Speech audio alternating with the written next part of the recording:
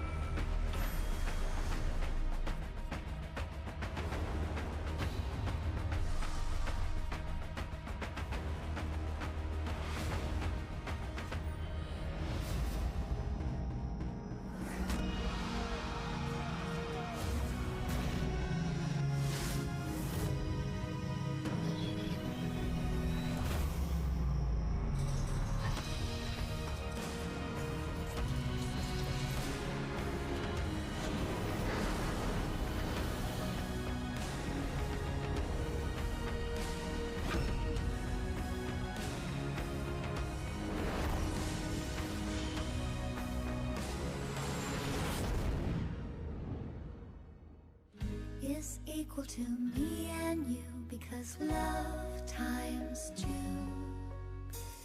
is something we can do.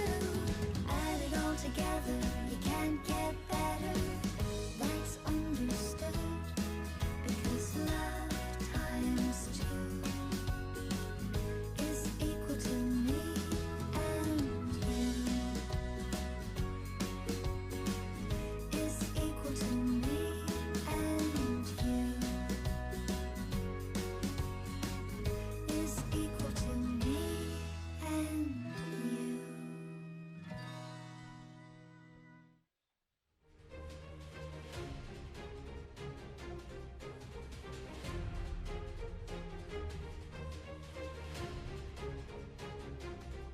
Welcome back, ladies and gentlemen, to LCK Spring 2019. I'm Atlas, joined by LS today, so don't worry, LS. Your Dragon Ball Z memes will go across this time. We'll be absolutely okay. LS feeling a little bit unwell, so make sure you send him love in the chat, and all of the whitings possible for you, my friend, as we get through what is a pretty epic match day. Yeah, DAMWON Gaming coming in on a super hot winning streak. They are 6-0 now.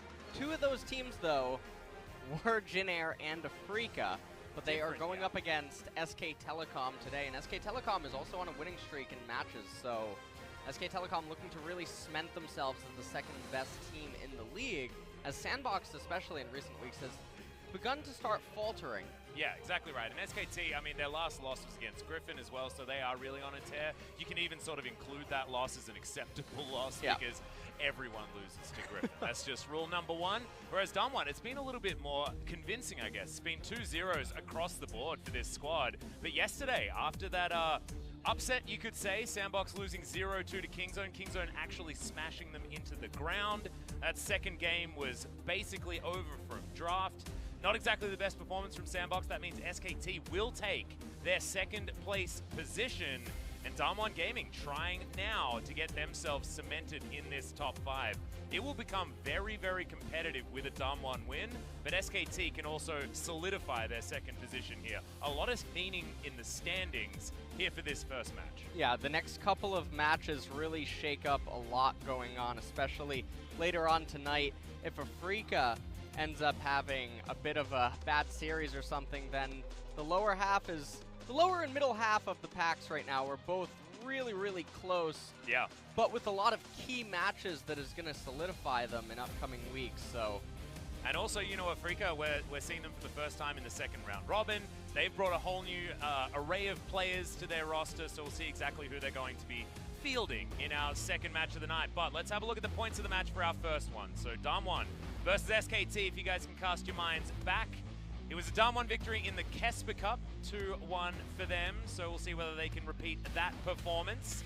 And we can see already the win streaks are being highlighted here by the LCK as well. SK Telecom automatically stepped up to second place, but they will have to come down right away if they lose today, which I'm sure is not on their agenda. Punches Lee Sin being 3-0. Taking a look at some of the team stats, SK Telecom win rate after first turret. That's an interesting stat. 93.3%. not so bad either for DAMWON with the 81.8%. So does this mean we can just pack up after first turret, most likely? It's just to find out who takes that first turret, and then we can be like, well, we know who wins. Let's skip to game number 2. Let's have a look at some of the highlights here as Temp got severely punished. Yeah. On his Syndra, that was not exactly the highlight that we wanted to watch, to be perfectly honest. And this one, this doesn't tell the whole story, because Nuguri did not have a great time against Tull in that laning phase against the Yorick. This, however, is what I want to talk about. BeryL was an absolute god on the Alistar. And Nuclear on the Yasuo as well, and it could also be a priority pick here in tonight's match. We'll end up having to see if that ends up occurring. Though I do think that Zoe probably can be contested as well. Yeah, I think Zoe has to be contested. I mean, you've seen what FLICKR's been talking about is this dive on the bottom side of the map. Absolutely beautiful stuff. You can understand how clean it is because it's Clid and it's his least. This was the Zillion of FLICKR, letting the bomb tick down almost to the last point, slowing him again, and it's almost like a permanent stun. And with the Glacial Augment rune, it's really obnoxious to try to run away from him. So perhaps we'll see the Zillion again tonight. But the Galio will definitely be interesting, not just because SK Telecom can flex it, but because in recent times, Kalista Galio and just Galio support in general has been really creeping up in the meta on Korea's server.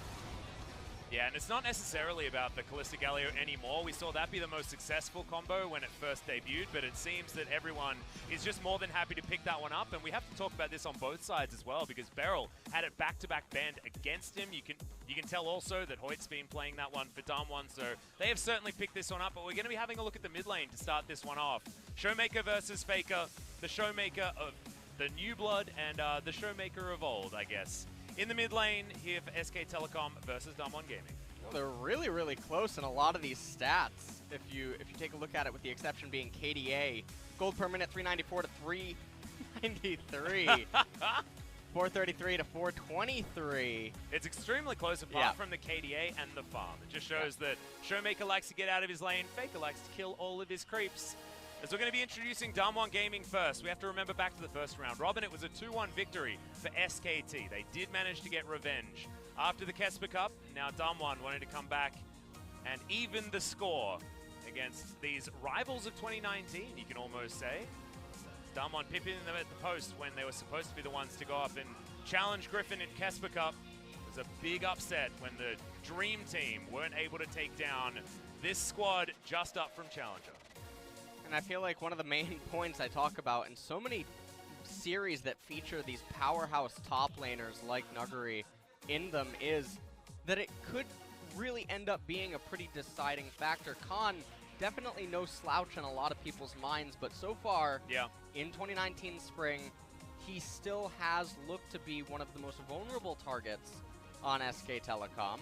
I feel like it's similar to the conversation that we have about Griffin as well. I mean, you talk about Sword, you're like, he looks like the most vulnerable, but he's not actually. Whereas SKT, over their recent games, Khan has been targeted, but hasn't actually fallen down. He hasn't actually been the problem. So, dropping a few games here and there have SKT. A lot of their one-game losses have been in the last few weeks, so they want to tidy up their map play and get things done in 2-0 fashion to show that they can challenge for that second place and possibly even rise above against a Griffin team that is looming here in the second round robin. Have to see how SK Telecom are also going to approach the draft today here against DAMWON, as they are on the red side. So red is in an interesting spot in the meta right now. Generally, red is the one being forced to target the more meta-centric champions, whereas blue gets the luxury of targeting away specifically at the enemy team due to the lack of a lot of power picks, I guess, being present inside of the meta. And it's more so about getting access to certain combos more than it is about individual champions themselves. Yeah, I think it's not necessarily about power picks, it's power couplings, I guess, as unfortunately using a Star Wars reference by accident. BeryL will be retaining his place on the roster, though. Not going to be seeing Hoyt. His Rakan was fantastic, but Rakan basically doesn't exist anymore. And so now the Alistar God himself is going to be making his way towards the bottom side of the map. Look to see those Galio bans coming in as well, because he's been spamming that. In solo queue, SKT, the standard roster, and I want to go back to DAMWON just for 1 second. Flame not going to be playing, and if you're at home and you're surprised, second round robin, we can field Flame if we want to. That's just not going to happen, guys. Nuguri's too good. And Flame used to be the best top laner in the world. Yes. Used to be being the operative part of that sentence. Well, there is, I feel like there's almost no chance that we ever get to see him play unless something is going catastrophically wrong for Nuguri. Because and that has happened in he's the just past. on a different planet. He is. Right now, so. Especially his laning phase. Yeah. Nuguri's laning phase is just disgusting to watch. We'll see whether Khan's going to be able to deal with it as we move into Champion Select. For game number 1, it's a huge matchup between DAMWON and SKT, and already Teddy getting targeted. His Kalista has got a whole lot of respect in recent games. If you ban away the Kalista, I mean, SK Telecom looking at Zoe, Yasuo, Ezreal, Lucian. Those are pretty standard targets for the red team right now. There's one of them banned away. And if DWG Gaming wants to try to ban away LeBlanc and Yasuo, they could signify a Zoe first, but very interesting, they're actually electing to ban Ezreal away despite being on blue side. Yeah, I actually really like this because Nuclear is not one of our Ezreal players. Yep. We've really had this sort of meta separation in Ezreal playing teams and non-Ezreal playing teams. There are teams that just like to ban it away, and also teams that just don't care about it unless they're going up against the depths of the LCK and the Teddies of the LCK. There's the Vladimir being banned away against Nuguri. Understandable one Probably there as well. Considered, yeah, the best Vlad in the LCK. Yeah, I don't know how many better Vlads there are worldwide, to be perfectly honest. Nuguri is pretty ridiculous on that champion. I guess, you know, him and Viper are trying to vie for that position. Viper's still only losing 1 game on the champion so far in his competitive career, outside of Challenger. Thresh going to be banned away here by DWG Gaming. An understandable one against Marta. He's got a skin for champion, so banned it away. Yasuo is going to be the pick-off here as DWG have to pick Zoe first pick. Yeah, it probably has to be Zoe unless they just want to snatch the Galio and say, hey, I'll pick LeBlanc if you want to pick Zoe. Oh, that's a really good point. Having the Galio left available and SKT with 2 picks in their hands. This is a tough one as now we get Zoe and Galio for SKT. 4 seconds to go. The Galio is going to be locked in. Okay, thank goodness. DWG didn't flop it already in this draft. And this is actually really exciting because we see BeryL on his debut Galio support performance. Most likely, of course, solo lane Galio is still a thing, but not very good. So it's most likely heading into the hands of BeryL. Could just respond here with Zoe jungle or Zoe support. I don't think there's really a reason to do anything else. Alternatively, if FLICKR wants LeBlanc, I mean, you can hold off on getting the LeBlanc until FLICKR's able to select it for himself. You give the enemy the chance to select the Zoe instead. Alistar. Oh, okay. 15 seconds to go. If the Aatrox is locked in here, it will be most likely for the jungle, as Clid is going to take his Lee Sin. I like the Alistar being picked here, but I don't think SKT needed to do it in a priority status. So obviously holding back on the Zoe pick and waiting for what ShowMaker is going to do first so they can ban some things away, namely that LeBlanc that you were mentioning before. Kai'Sa right now being hovered by DWG Gaming. Yep, we'll have to see if they do end up selecting their mid laner right here. Alternatively, they could try to pinch SK Telecom by selecting Urgot or something right now. Jayce. I like Jayce even more here because it's sort of a blocker pick to the Urgot as well in a lot of ways. So Nuguri going to be taking that towards the top side of the map. Khan has to work out what he's going to play into it. But we're largely seeing top laners saved until last pick. So I'd like to see the Zoe just locked in here. And then SKT can ban away whatever they want, whatever they don't want to deal with in that mid lane. I think that's sort of the set piece play here for SKT in the draft. But instead, they're going to go for the Urgot, give it over to Khan. Now we're moving into the second ban phase, and remember, SK Telecom, they get first access to the champion, so they're not the ones that necessarily have to ban away the Zoe or the LeBlanc if they don't want to. Yeah, so they can hold on to that Zoe pickup. I have a feeling that SKT are looking further towards something like junglers. Yeah, like the Lissandra pick here, just going back to what worked for them top side of the map earlier on in the season. Lissandra Urgot Lee Sin was there. We can win any game that we're given this combo, even against DAMWON. If you remember back, it was DAMWON that was first to clue in and ban those away, and then FLICKR picks things like the Xayah and the LeBlanc, and then they managed to win the series to DWG Gaming. So LeBlanc going to be banned away from FLICKR this time around. We'll see whether they're going to be able to make things work. Of course, remember, we are on 9.3. This is post-hotfix, and things have changed since the Casper Cup. So right now, if SK Telecom ends up banning Zoe, DAMWON probably just respond with Lissandra for a ban.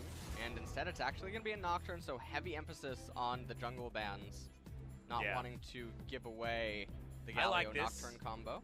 I like this a lot because SKT probably is going to pick the Zoe if it's left up. And Siva is the choice of ban here against Teddy. So maybe we actually see the solo lane being held on to and an 80 carry picked up here. Of course, the bottom lane has been shown, but nope. The power pick of the Zoe for SKT, and SKT hold on to their ability to pick up a Draven if they feel like it after seeing the entire draft for DAMWON Gaming as well. A lane that could certainly create some priority against that of the Galio and Xayah. If you want to talk about first turrets going down, Draven is one of the champions that can Kova's been looking at that stat. He's like, oh no, one of us needs to take that first turret. How can we do it? We're not going to get the Ezreal, which is a 13-minute first turret take, it seems like, against the Xayah in almost every single matchup, and instead, it could be the Draven as, oh, Punch. This will be an exciting one. Remember, the first time DAMWON Gaming are facing SKT with Punch on the roster. Punch no stranger to SKT, and Punch also felt the wrath of SKT. Most of the times he played against them while he was playing for Kongdu Monster. So, BeryL is going to look for Punch's pickup here, and Punch wants as much control in the early game. Oh no, this would not be control in the early game as Skarner going to be picked up here. Certainly the fastest farming tank jungler that you can pick at the moment, but not going to be challenging Alistar if he finds him in the jungle. And this is an interesting team composition. We'll talk about what both want to do when the lovely team here shows us the graphics before we jump into the game. But if you're SK Telecom and you have a pick left, I actually really like, they're hovering the Xayah, saying, hey, if Skarner wants to try to Righteous Glory flash in and target me, I'm just going to R away, lock him up, and then I'll get QSS later. And so this is an interesting battle of team compositions. I don't often actually get to see balanced team comps going up against one another in LCK, which is quite surprising when you think about it. But both of these teams have tools to work with, and it's not as clear-cut as something like Sandbox's game 1 yesterday. Yeah, it's not one of those games where you see just priority lanes for everyone and then a farming jungler, and then you can see just already from the outset, this is how the early game's going to go. Right. It's going to have to be a mistake in the mid game for this other team to get back in. This is priority everywhere for both teams. We've got a whole lot of different options, and it will come down to item timings to see who can actually capitalize on what their comp can do. Both junglers looking for level 6, so early game will teach us a lot about where these lanes are naturally going to go. Very exciting to see what DAMWON and SKT can make on the Rift this time around, because the lanes are looking spicier than a lot of our drafts. Galio, Xayah, Syndra, Skarner, and Jayce, so looking to have a lot of pressure in the mid and top lane, while Skarner takes his time with match and counter ganks, trying to get priority that way and transition into an explosive mid game with nukes and picks. But on the flip side, for SK Telecom, Urgot, Lee Sin, Zoe, Xayah, and Alistar. Lee Sin needs to escort Urgot and Zoe out of the laning phase and transition into his level 6, where at that point, definitely is a lot of mid and jungle synergy, able to get kills and picks. Let's jump into game number 1.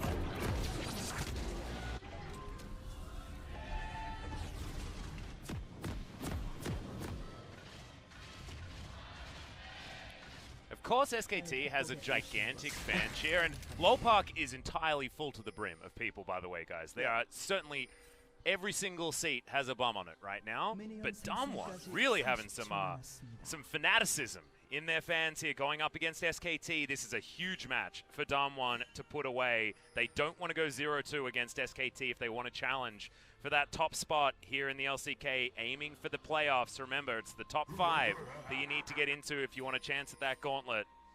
And DAMWON are certainly teetering between in and out at the moment. And I'm not referencing burgers. Well, starting this off, just relatively safe starts across the board for SK Telecom and DAMWON. Neither team really looking to take too aggressive of a start. Skarner just controlling his own spires. Yeah, just going to be picking those ones up. And LS, I want to ask you about sort of when these teams want to start firing. When do we want to see DAMWON getting things done here on this map? Because I look at the Skarner and I think we want to wait a little bit before we get things done. Well, so the Skarner is looking to just counter and match gank Lee Sin at every angle because the Syndra doesn't need any help to beat the Zoe in the one-on-one, which is also why we see FLICKR taking teleport on the Zoe with Spellbook to try to make it out of the laning phase, and you can see the cleanse on the Syndra just not wanting to get hit. So it's really on Clid to offset the top and mid imbalance early on, and if both mid and top can make it to level 6, that's when even the opposing team of DAMWON has to begin to be respectful for Lee Sin ganks, and they lose out on their priority advantage. If Urgot can get to Ninja Tab Eyes and a first armor item, Jayce loses all control of the lane. Wow, and so, look at really that. DAMWON with balancing priority bottom side of the map, and Punch is able to bully Clid out of the way of the first Rift Scuttler on his Skarner. Yeah.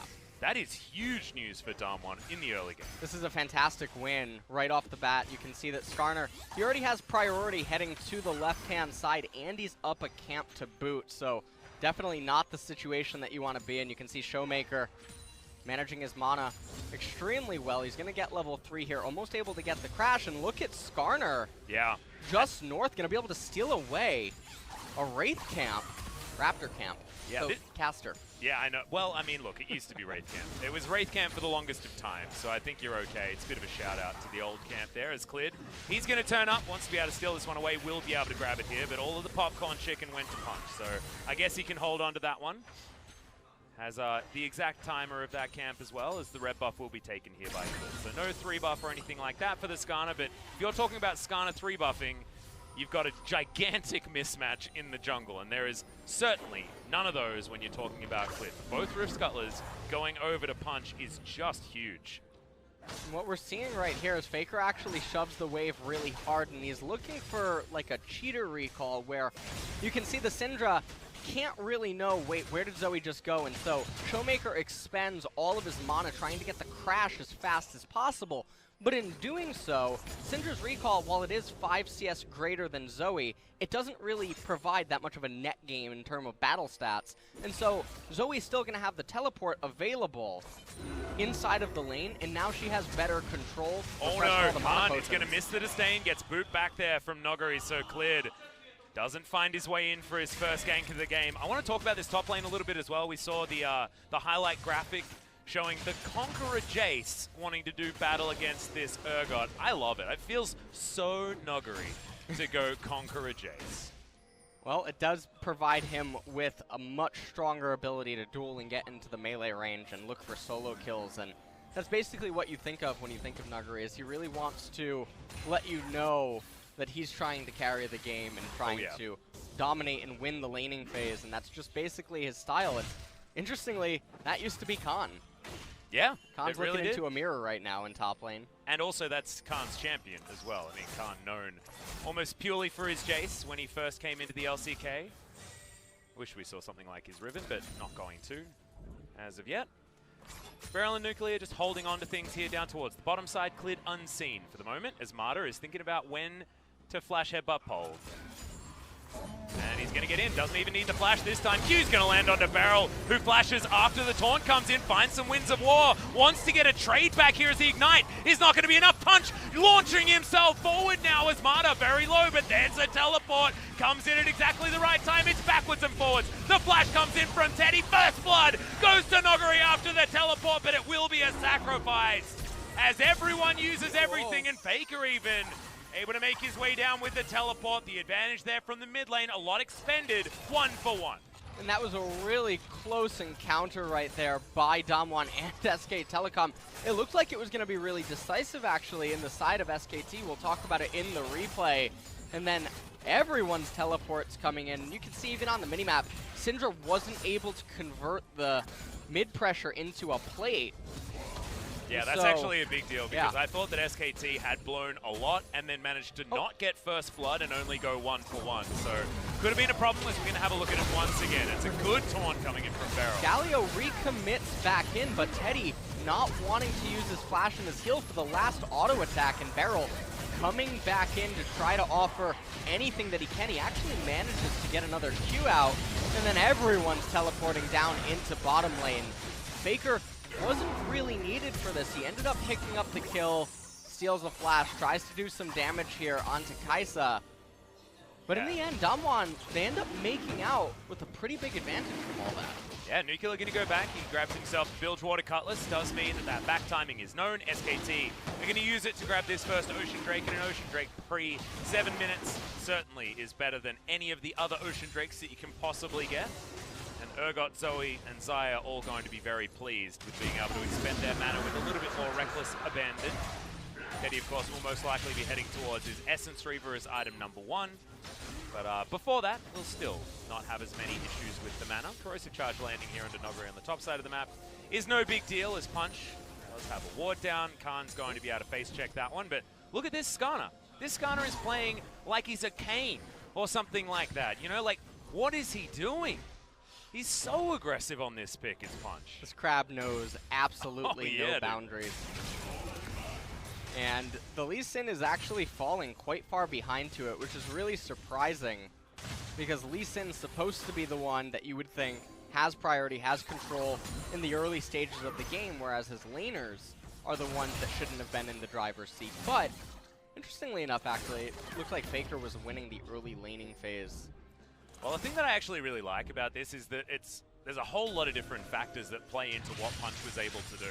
And ShowMaker getting that early shove in the mid lane and then Punch acting on that so perfectly was just beautiful jungle play around what your team is doing and not necessarily an individual play that we see out of Punch. So just really smart stuff coming in from DAMWON as FLICKR lights ShowMaker on fire, and he's going to go home.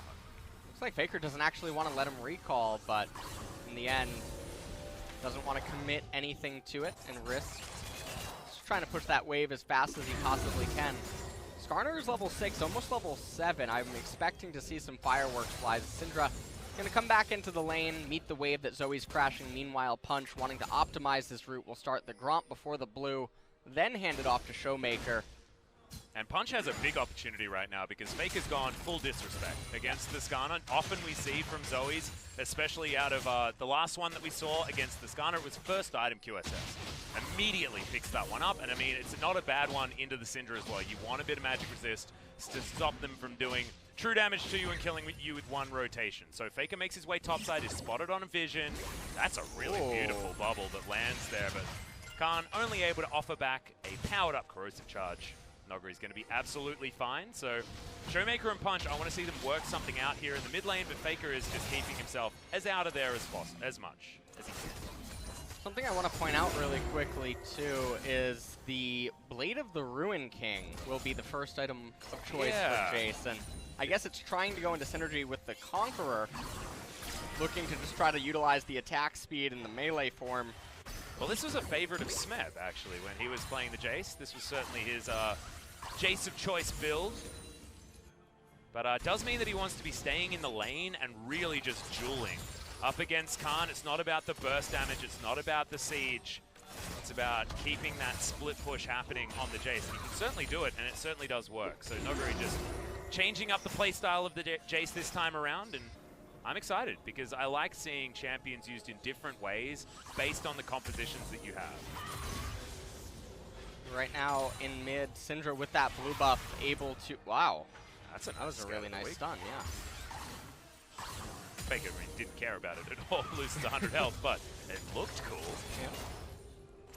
Not too much actually really going on right now, but without a blue buff, FLICKR will definitely have a lot of difficulty trying to sustain. And you can see he's, for the most part, being locked into the lane here. And this means that it can potentially draw Clid into mid lane if Zoe is to get relief against this assault in mid. At the moment, Punch is going back to base. He's got the Cinder Hulk now completed. That is a big item timing here for the Skarner. Predator available as well, of course, because the boots have been picked up as well as the Ruby Crystal. So this guy is ready to impale someone. That's what we want to see, but he can't wait too long. I mean, I feel like DAMWON have a big advantage here in this mid-game. Like, one item spikes, even ShowMaker with Blasting One Sorcerer Shoes does a hell of a lot of damage, and there's a window that they've missed already because FLICKR goes back and he grabs himself the QSS. I mean, he can now portal jump around this mid lane as much as he likes without having to respect Punch and his Skarner. Punch going to need to go to other lanes in order to try and get this impale working. Dragon coming up in 30 seconds. It is only a second Ocean Drake, but SK Telecom probably want to put their eyes on it at the very least. Yeah, try and cycle between these dragons. Clid is up here towards the top side once again, still biding his time. As Khan doesn't have the flash, but does have Ghost and Ignite to help him in a battle.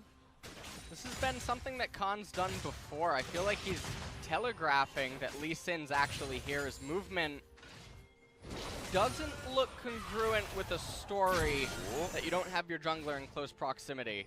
Yeah, FLICKR picks up the cleanse with his spellbook and now going to go back to teleport as he has to blow the cleanse. And Punch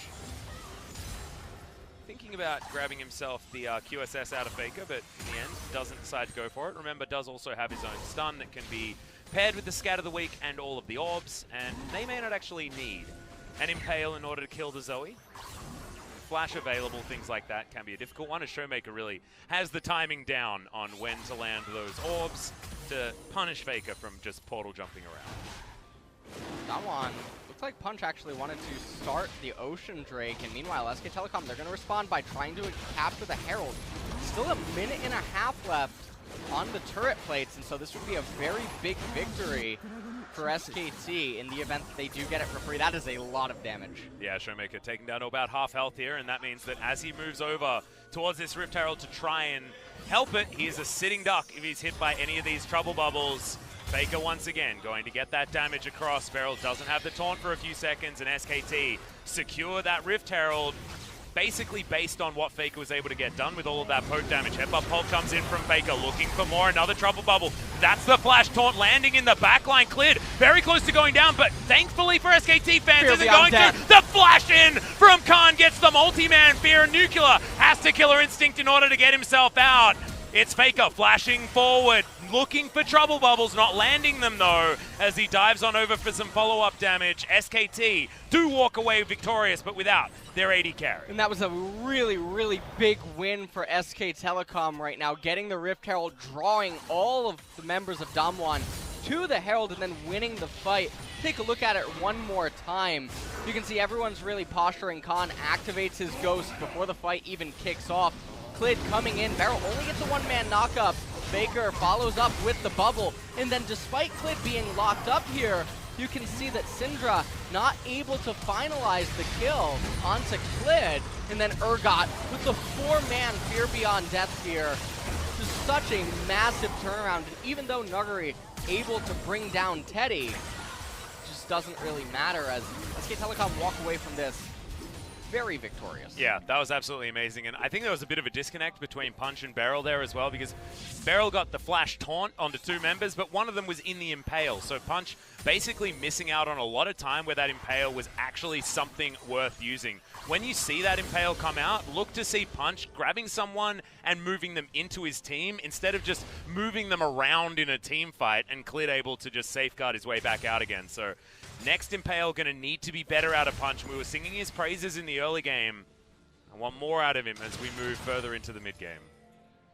Looks like Clid trying to set up some sort of a play up here in top lane. Khan does have the exhaust available as well as his ultimate in 3 seconds.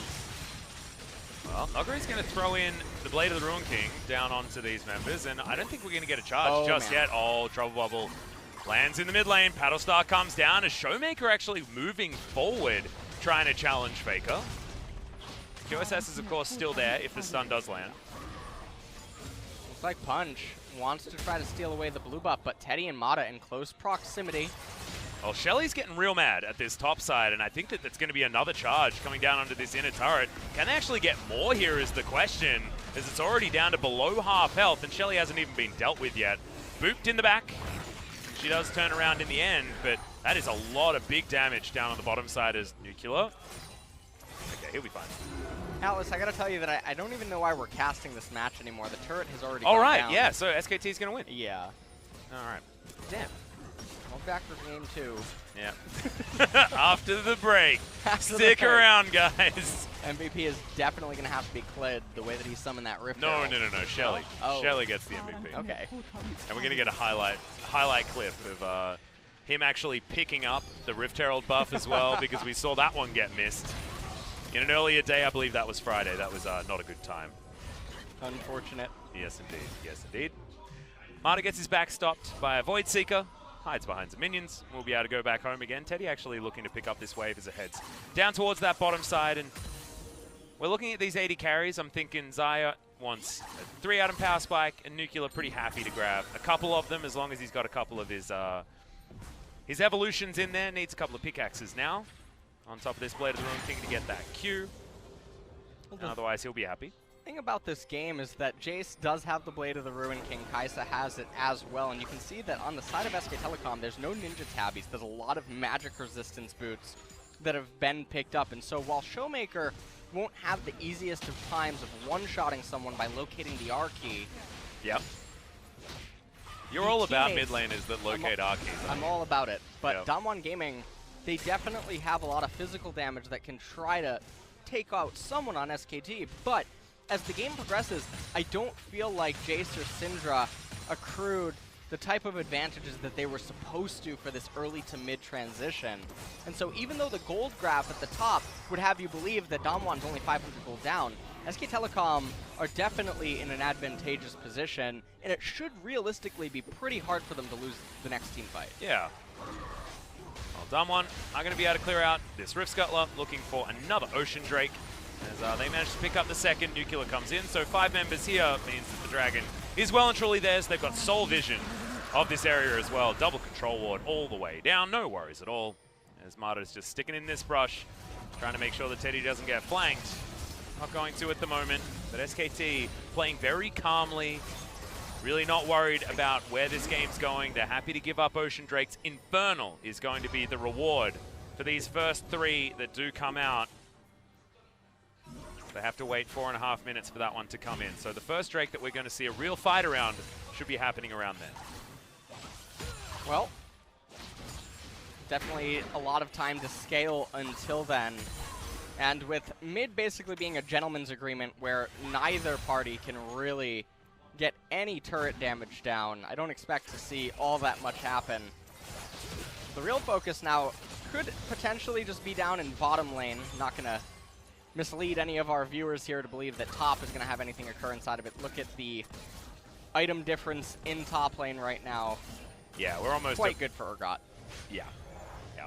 We're almost at Black Cleaver territory for Nuguri, but doesn't have it just yet. So you're right.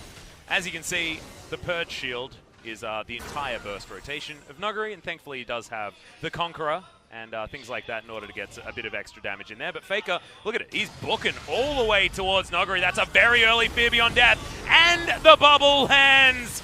I have a feeling he's going down, and Khan's going to be able to pick that one up. Even though he doesn't get put into the grinder, he still gets put into the Death Chamber. This is a really good tempo relief for SK Telecom, as the top tier 2 turret, it doesn't exist, but Jayce isn't a champion you ever want to have fall behind. And he's such a crucial part to their team composition due to the lack of armor on SK Telecom's side, so putting him further and further into the grave is definitely one of the best things that SKT could be looking to do this game.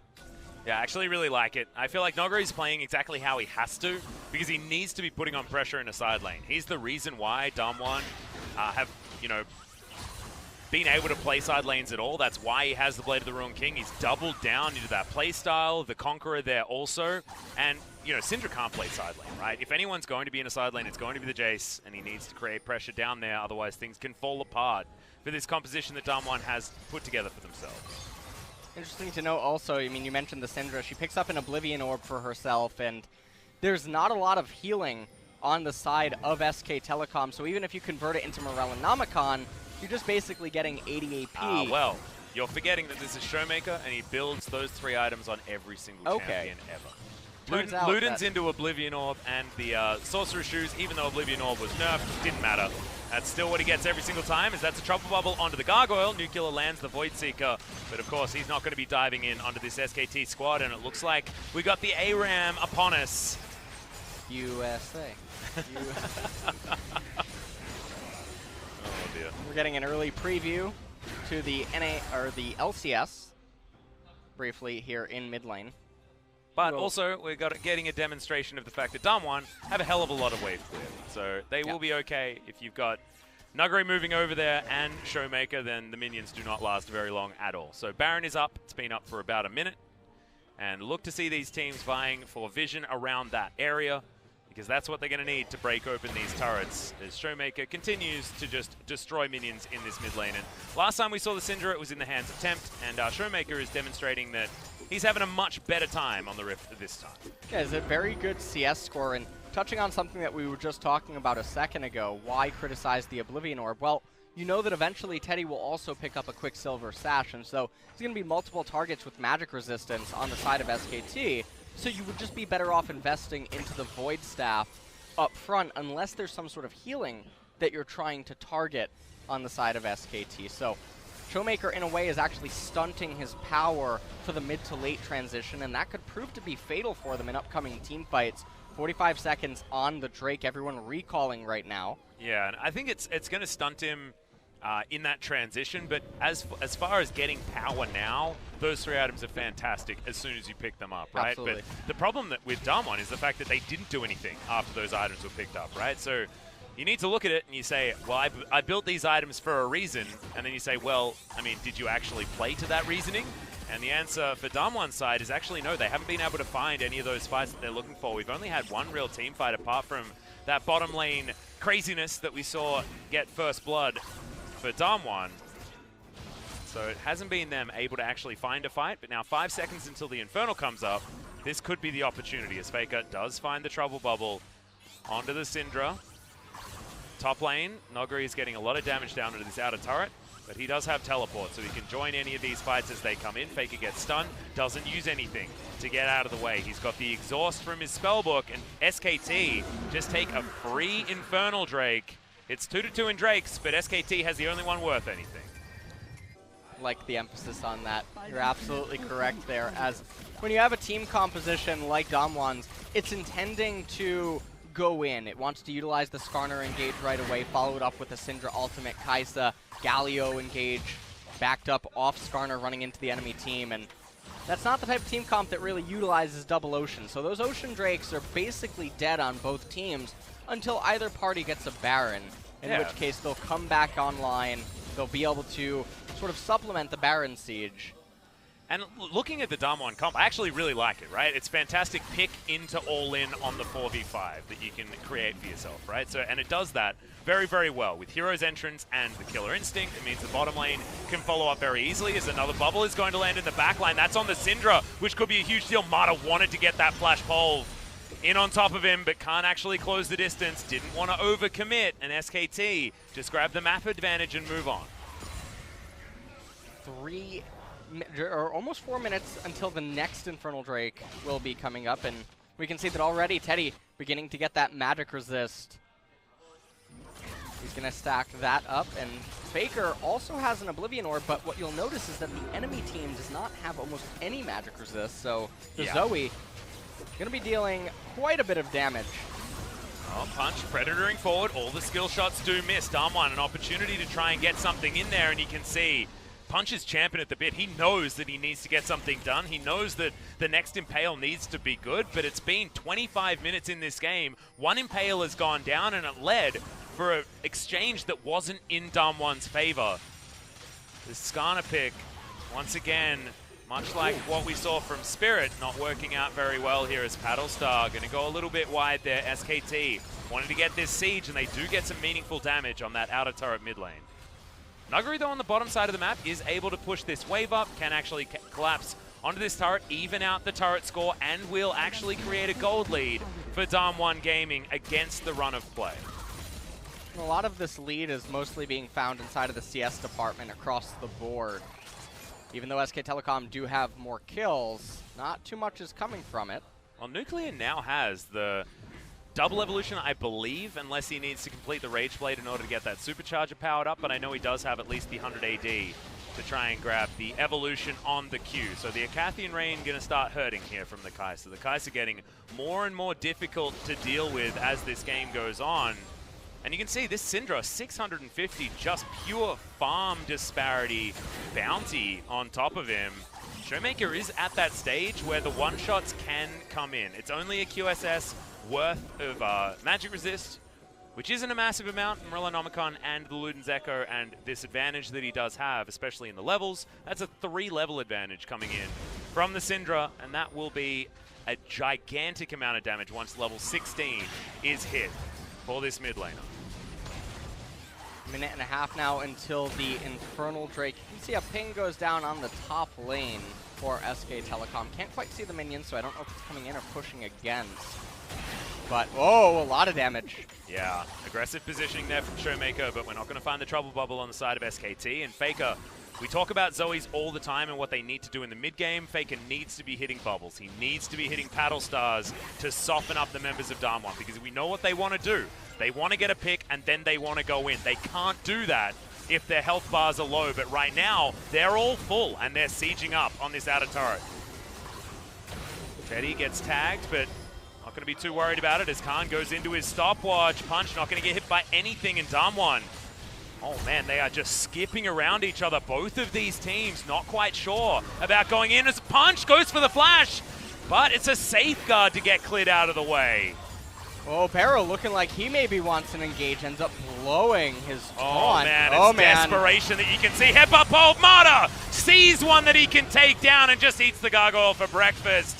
Khan in the front line, you ain't gonna do anything to him. And SKT, this is what it looks like to have cool heads and calm, collected play. They just let the other team run into them, and as soon as they see an opening, they take it. Yeah, and that's what the two team compositions are trying to do. It's a balancing act around the Skarner engage with the Syndra follow-up and Jayce poke. And on the flip side for SK Telecom, you play front to back. You let the Zoe try to weave in and out of team fights and slowly chip away at DAMWON. And if they misstep, it can just really be all over. Now SK Telecom, they're going to get their second Infernal Drakes of the game. Yeah, this gold lead that SKT have is basically nothing. 1,000 gold means very little at this stage of the game, but those two fiery dragons are really boosting the damage of this squad, because if you have a look at it, it's a crit-based hyper carry, it's a Zoe, it's so much extra damage available with all of that scaling. And you can see DAMWON paid the price. The flash to the attempted impale, and then BeryL just caught out of position, but honestly it feels like it was Punch trying to start the wrong fight, and meaning that SKT did not have to respect the flash anymore after that. Mata does have to use the ultimate on himself. Not entirely sure what just happened there off screen, but he's going to be fine. Just won't have that big button for another little while. And SK Telecom right now, they're only ahead by about 200, 300 gold, but do not let that mislead you, as DAMWON is really going to be hard-pressed to find an answer in this game, as they're really far behind, assuming that team fights are taken on even footing. Yeah. The thing that I'm looking at for DAMWON is, can Nuguri demand two people to meet him in a side lane? And I think the answer at the moment is no. I think that Urgot's probably happy to sit under a turret and farm, or at least play defensively and farm. It is going to be DAMWON brute forcing here in the mid lane, as Khan was, as we were talking about before, taking the minions on the bottom side, and FLICKR up towards the top side of the map, cleaning up their minions as well. SKT over at the Baron pit, seeing whether they can get that after giving away an objective. And they're looking to clear out a bit of vision right now, take back one of the spires away from Skarner. And you can see Jayce continuing to itemize straight into raw armor penetration. Khan, okay, Blade of the Ruined King comes in. You've got an exhaust down for Khan here onto the Jayce. SKT are rotating first, but look at this. The Conqueror doing work at the moment. Khan just trying to keep Nuguri busy. There's the flash pulverize. Not going to waste any time here at all, and into the grinder you go, Mr. Jayce. No heroic entrance is going to save you this time. And this is going to mean that SK Telecom can finally pick up the bottom tier 1 turret.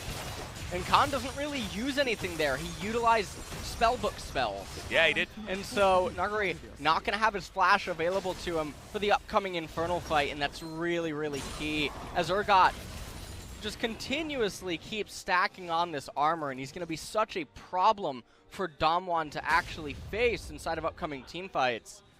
As I'm trying to think of a way in which DAMWON can win a team fight at the next Infernal or the Baron, and one's not really coming to me. We see Khan in here running in with Ghost and Exhaust. Nuguri trying to flash away and saying that maybe I can stand my ground, as he has Galio running to him as fast as possible, but it doesn't matter. Mata there with the knock-up pulverize, and oh man, Punch was close to getting in there. The hero's entrance was A little bit too late, could have actually created some space, but SKT, they timed it just right. Managed to get down there in time. That could have gone very differently because you saw how much damage Nuguri was doing to Khan, even though he had Gargoyle Stoneplate, Bramble Vest, Righteous Glory, so many extra defensive stats on this Urgot. He is actually a walking tank, even though he also looks like one. Certainly works very, very well here for the Urgot. But, what do you think people see when Urgot kills them? A lot of chains on their screen. That's what, I mean, in the grinder. What do you? Probably your own. Fear beyond death. Right. Something has to be going on after. I mean, if I was in I assume that if I was in a grinder, I'd probably see a bunch of guts and blood and things like that. I guess my imagination just isn't good enough in order to say anything of note. Sorry, mate. Well, coming back to the main game, SK Telecom just looking like they're content to be very careful as they're waiting for their third Infernal Dragon. There's been a lot of Infernal Dragons spawning. Yeah, there really was sort of just like light at the end of the tunnel here as far as the Dragons were concerned, because the 3 oceans, we got through them. Now we're at the Promised Land, and SKT, with their control of the mid to late game, were able to monopolize them. Certainly a great news story. You can give away a couple of Dragons in the early game if they are those, as FLICKR gets himself out of the way, portal jumps, gets him back in, but DAMWON able to get some meaningful damage onto the mid laner of SKT. Certainly a good news story, because Nuclear does have the Infinity Edge complete. He's at 3 items. Teddy is mirroring him, of course, so the Xayah needs to be respected as well. But DAMWON do have a lot of firepower here. You can see ShowMaker moving very far up here in this lane. I mean, this Syndra hasn't died yet so far this game, but that doesn't mean that he's been playing defensively at all. As now you've got Punch waiting in the wings. He wants to find his way forward. Flash is available. You can see this positioning from DAMWON, very aggressive. They know that they want to be able to grab that first pick off as Khan. Righteous Glory does come in there. That's a 3-man empowered Shock Blast, but that Trouble Bubble is just huge news. Coming in from FLICKR means that Punch has to wait for that Crystalline Exoskeleton to come back off cooldown yet again. FLICKR not going to be able to find that bubble. They do grab themselves the Rift Scuttler. It all comes down to Zoe. Yep, can FLICKR actually find these bubbles? The Infernal Drake does respawn, and DAMWON, they want to even out the Drake count and get themselves an Infernal. Can they get on over? Okay, Punch, here's your time, but the Pulverize is in. That's 3 Infernal Drakes. We do have a decent Impale this time. Khan going to be taken down first off. A lot of the burst damage is used. A lot of the buttons now not available for DAMWON, and Nuclear getting tagged with that one is a huge deal. Flash very early, respecting the Sonic Wave from Clid. And DAMWON want to be able to walk away with that one pick off. FLICKR in trouble, but does use the QSS to get out of danger. A lot of damage onto BeryL. He is going to go down. Nuguri going to find another empowered Shock Blast, but no kills in SKT. They get the 1-for-1 in the end, and they're even frisky enough to go towards this Baron pit. Yeah, and they're basically saying that maybe DAMWON Gaming is actually out of fuel, and we can look to try to convert this into a Baron capture, but it seems like they're actually respecting DAMWON's ability to come into the Baron. And interestingly enough, this is one of the few instances in which a double Ocean Drake is probably coming into quite good effect. And that was a really scary Infernal capture. I'm sure that we're going to see it again in a second. It looked very reminiscent of Sandbox versus Kingzone yesterday, where they took a Baron that they couldn't realistically probably defend. But DAMWON, they start off this fight right away without getting chipped down by SK Telecom. They pull Urgot in and say, hey, this is what your ultimate feels like. And he gets brought down right away, but then DAMWON posturing a little bit longer than they needed to, and it gave SK Telecom the necessary time to start chipping away at them. And this is normally how the fights should be going against one another, is Zoe trying to do her best to land bubbles, land poke, because in a straight-up 5-on-5, SK Telecom can't win. Yeah, and it's more about, you know, SKT being able to skip around fights and disengage effectively and have Khan in a good position to negate any sort of attempted engage from DAMWON Gaming, because then you can have that turnaround so beautifully if they do punish you in that Fear Beyond Death multiple fear that can come through. So You can see exactly what SKT are happy to do, and you can see it in how these fights are going, because it's all about DAMWON positioning aggressively because they know they have to, even though they're slightly behind this game, especially in those dragons, as BeryL takes a hell of a lot of damage there from that paddle star. FLICKR doing a bunch of work here, as he has so far this season on the Zoe pickup. I don't want to confuse any of our viewers. Just a few moments ago I said that on even footings, SKT can't lose a fight, but then I just said that SK Telecom can't lose a straight-up fight, or they can't win a straight-up 5v5. But what I mean by that is, if SK Telecom are playing their comps right, it's very hard there's to the lose. flash kick. They're looking for Nuguri yet again, but he flashes himself out. There's a hero's entrance. BeryL gets into position. A decent triple taunt there is Penny. Relatively zoned, but it doesn't matter. Khan, so huge in the front line on the Urgot, and that's the fear beyond death that we've been talking about. If that one lands, SKT wins. Whoa.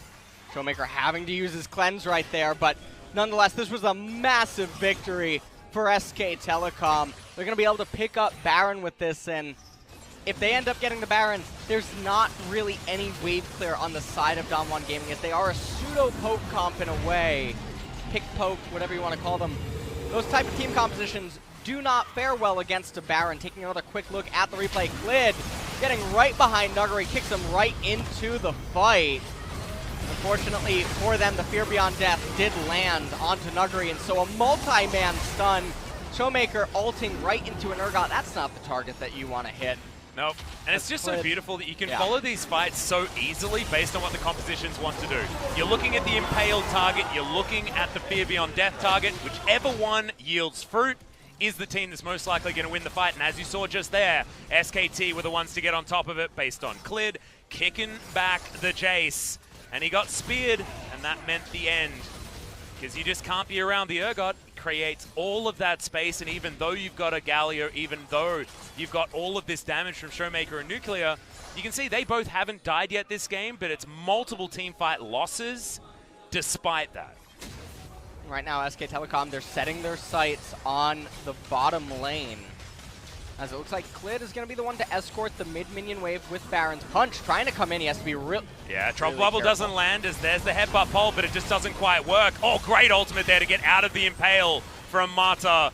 It's a big button now not available from DAMWON, as SKT looking to continue this siege. Bottom side of the map, mid there as well, like you say. It's Clid moving that one on up. Another minion wave comes in here, and DAMWON, as you can see, just don't have the wave clear to deal with the Baron.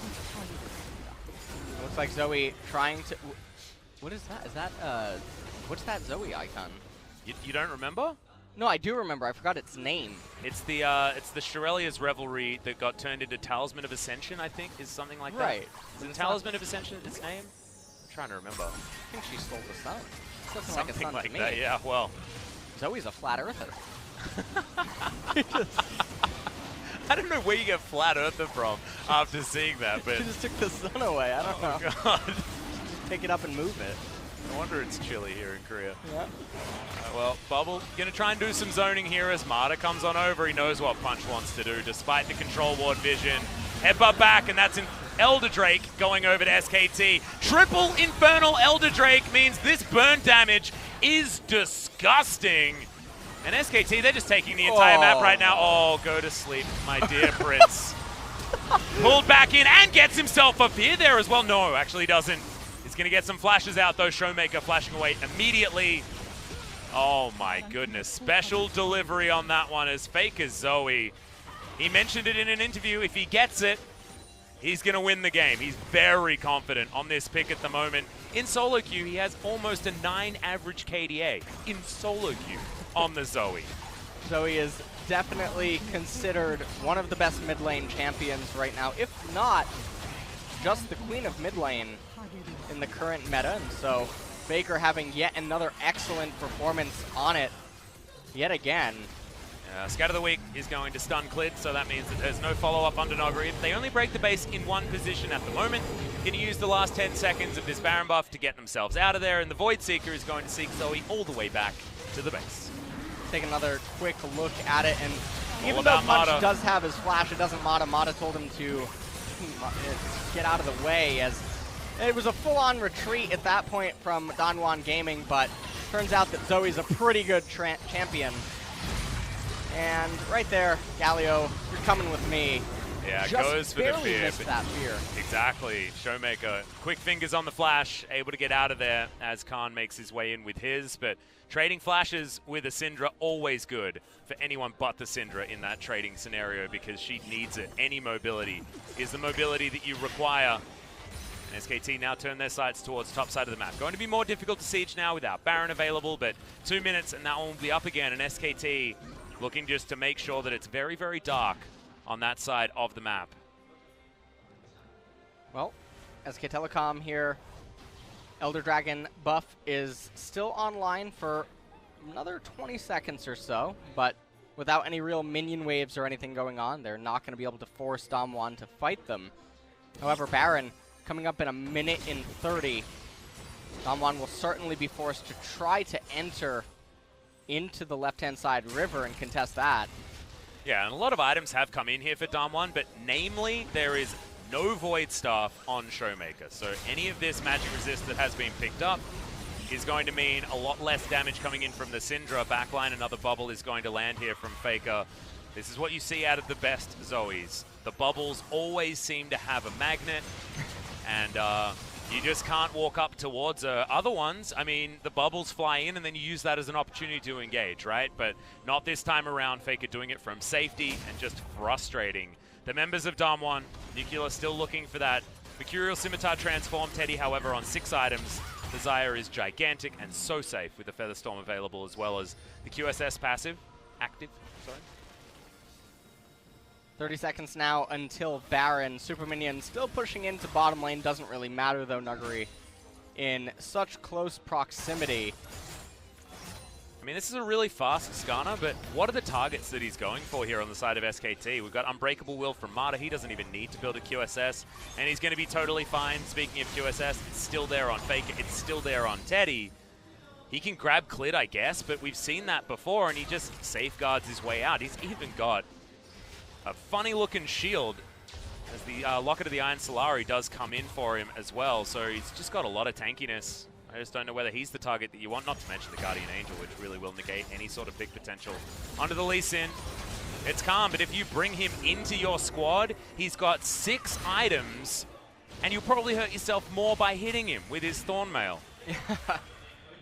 Gargoyle Stoneplate there as well just means that hurting the Urgot is just really, really hard. So, Punch, I'm looking at you, and I'm wondering what the heck you're going to do with this Skarner pickup. It's going to be really tough for DAMWON to actually make a team fight work here at this stage of the game. SKT look like they're just trying to clear out all of the vision around the blue side jungle and surrounding Baron proximity. You can see SKT going to telegraph the fact that they started up this Baron. The first it goes down so quick. Yeah, I know. It's 3 Infernal Drakes and so much damage. But DAMWON are going to be able to actually get themselves over here. Nuclear does land the Void Seeker. It's a flank coming in from Marta. Wants to get that big Pulverize, but it's not going to happen. BeryL knocked into the rest of his team, and Khan lands the Fear Beyond Death. Not going to be able to get the Fear as they kill them too quickly. Teddy just rips apart the AD carry. The first death of Nuclear, and he might even be in the death chamber when the game is over. A triple kill for the Xayah, and if you don't keep him in check, he'll destroy your whole team. And it looks like SK Telecom is saying, you know what, we don't even actually want the Baron. We're just going to get the inhibitor. Well, they might go for the game. They have a Super Minion down in bottom lane. Yeah, DAMWON, they know about it. Yeah, Syndra's going to come in here, and without the Baron buff, it's going to be difficult, but these Super Minions do last a long time, even if you're throwing those Dark Spheres at them, and first Nexus turret goes down, the second if Teddy looks at it. He'll be able to take that one as well as Mercurial Scimitar is utilized. He's down relatively low, and the Shock Blasts are starting to hurt, but the Nexus, it's the one that's going to be taken here. FLICKR is going to go down, but you need to kill the whole team, and they're not able to. SKT roll over DWG Gaming in the end. And it was a very long and slowly controlled game. About 45 minutes there for game number 1. Zooming in on FLICKR, probably going to get the MVP there on it was a beautiful performance on the Zoe, and we've seen so many Zoes go this way and that, right? Like, the game is often decided on whether your Zoe can land her skill shots, and you saw FLICKR certainly able to do that. I have a feeling Zoe's not going to see the Rift for game number 2, because I think that has to be a ban. SKT moving over to the blue side now, and shouldn't fear too much a Zoe first pick, because if the Syndra is there to punish it, you can see it's not actually able to work out.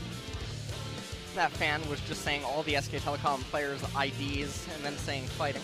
Yep. Really briefly. That one's an easy one. Even I could read that one. But you know what? I really did enjoy this game number 1. Because as I mentioned going into the game, it's not that often actually in LCK that I get to see very evenly matched team compositions coming out of the draft phase. Usually out the door, it looks 70-30 in either one's direction or something. There's something really going on, but it was interesting to see both teams try to play to their dynamic. There was one slip up at the Dragon where SK Telecom looked like they were going to be like, okay, we're not going to poke you and chip you down. We're just going to try to fight 5v5. It was really close, but then FLICKR able to save the day with some of the Zoe bubbles. Yeah, and then just like their patience, their understanding of how the team fights are going to go, if it's going to be an SKT win, was my favorite part of it. Because this wasn't about one team not understanding their win conditions of their team composition. This was about two teams that knew exactly what they wanted to do, and one team doing it better than the other one. And that's exactly what you want to see at the highest level of League of Legends. SKT proving that they can certainly play up there, and this game was a really great tug of war to look at the end, but not a great damage number for the Skarner. Do you like 4s, Atlas? I do. 4-14, 9-14, 4-4-4. You know, 4 is actually my favorite number. Is it really? Yeah. Yeah. It's gross. Sorry. No. My favorite color was green, and in my mind, 4 was green. So I made that decision when I was about 4 years old. 4 years old. Guys, we are going to be going to a short break. When we get back, DAMWON Gaming versus SKT game number 2. We'll see whether the drafts are going to be as fun as game number 1.